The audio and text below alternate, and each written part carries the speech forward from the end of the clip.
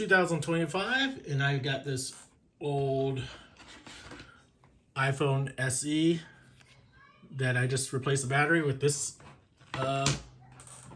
battery. Again, it's 2025. Replaced it. Came in nice boxes and everything. So I want you to guess. It's 2025 and this battery is new. When it was manufactured.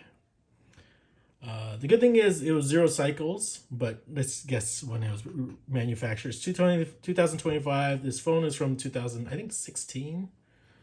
When I put in coconut battery, if it's to be taken true, the manufacturer date, 2019. So again, take it with a grain of salt. This might be incorrect information, but from what I can see, it kind of makes sense. They don't really make the iPhone SE anymore, and they have probably a lot of extra batteries lying around. Again, this that was on, and I got it for $10.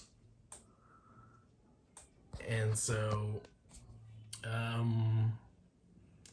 I bought another battery for another iPhone, and for another iPhone SE, and the battery manufacturer date was also 2019. So just wanted to see if you knew when it was manufactured, even though it's technically a new battery.